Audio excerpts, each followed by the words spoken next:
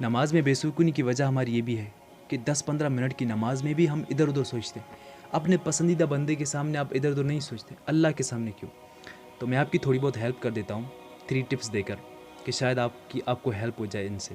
سب سے پہلی چیز کہ یار آپ نے خود کے ساتھ چیلنج رکھنا ہے کہ اللہ کے سامنے ان 15 منٹ میں آپ نے ادھر ادھر نہیں سوچنا. دوسری چیز کہ آپ کا مائنڈ کنیکشن یہاں ہونا چاہیے کہ سورہ فاتحہ پڑھ رہے ہیں, اس کے ساتھ کوئی صورت ملا رہے ہیں تو آپ نے اس کو پراپر سننا ہے, مائنڈ کنیکشن ہونا چاہیے. تیسری چیز کہ آپ کو ان ورڈس کی میننگ پتہ ہونی چاہیے. جیسے آپ رکوع میں جاتے ہیں, سجدے میں جاتے ہیں, ٹھیک ہے, تو یہ بتا دیتا ہوں کہ جب آپ رکوع میں جاتے ہیں نا تو کیا پڑھتے ہیں؟ سبحان ربی العظیم, مطلب پاک ہے میرا رب عظمت والا.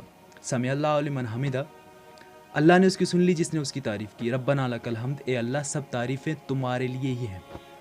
سجدے میں جاتے ہیں سبحان ربی الاعلیٰ, پاک ہے میرا رب بڑا علی شان. بس حاضری لگنی چاہیے, محبوب کو پتہ تو چلے کہ آیا ہے. سبق چاہے یاد ہو یا نہ, لیکن کلاس میں تو حاضر ہے.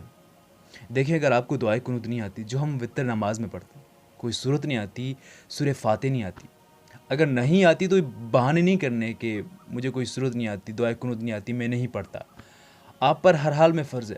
حضور پاک صلی اللہ علیہ وآلہ وسلم ارشاد فرماتے ہیں کہ نماز کھڑے ہو کر پڑھو, کھڑے ہو کر نہیں پڑھ سکتے تو بیٹھ کر پڑھو, بیٹھ کر بھی نہیں پڑھ سکتے تو لیٹ کر پڑھو. تو آپ سمجھ جائیں. دیکھیں اگر آپ کو دعائے قنوت نہیں آتی, کوئی صورت نہیں آتی ہے, سورہ فاتح نہیں آتی, تو آپ ان کو یاد کرتے جائیں, پوری کوشش کریں انہیں یاد کرنے کی, اور اسی دوران آپ نماز بھی پڑھتے جائیں.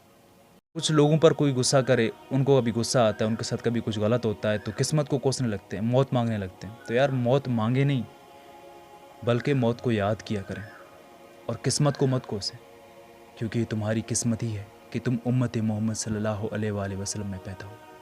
لوگ اکثر یہ گلا کرتے ہیں نا کہ آج کل بڑے بندے بن گئے ہو, بات ہی نہیں کرتے ہو. تو یار لوگوں کو اپنی زندگی سے نکالنا, انہیں خاص اہمیت نہ دینا, ان کے ساتھ گپے شپے نہ لگانا, تو ان سب کا یہ ہرگز مطلب نہیں ہے کہ ہم ان سے نفرت کرتے ہیں, وہ ہمیں اچھے نہیں لگتے, بلکہ اس کا مطلب یہ ہے کہ ہم خود کی اہمیت کرتے ہیں, خود کو سمجھتے ہیں. وہ وقت جو دوسروں کو دیا کرتے تھے وہ اب خود کو دیتے ہیں. آپ خوش قسمت ہیں اگر کوئی آپ کے لیے روتا ہے, آپ بد قسمت ہیں اگر کوئی آپ کی وجہ سے روتا ہے. زندگی میں نا اگر آپ کو کسی سے محبت ہوتی ہے اور وہ آپ کو رلاتا ہے تو جتنی آپ کو تکلیف ہو اسے چھوڑ دیں, اور جسے آپ چھوڑ دیں اسے کبھی نہ رلائیں. انسان ہے, ہمیں محبت ہو جاتی. اگر آپ کو کسی سے محبت ہوتی ہے نا تو آپ انہیں احساس دلانے کے لیے اسٹیٹس لگاتے, ان کے سامنے مگرمچھ کے آنسو بہاتے. تو میں کہتا ہوں کہ یار ایسی محبت کا کیا فائدہ کہ جنہیں احساس دلانے کے لیے آپ اتنا کچھ کرتے ہیں. محبت ہے ہی احساس کا نام, اگر یہ کسی میں نہیں تو کیا فائدہ ایسی محبت کا, کیا فائدہ ایسے ریلیشن کا کہ جس میں آپ کو ہی سب کچھ کرنا پڑے. باتوں سے تو دکاندار بھی یار اپنا بنا لیتے ہیں, رشتوں میں احساس ہونا چاہیے.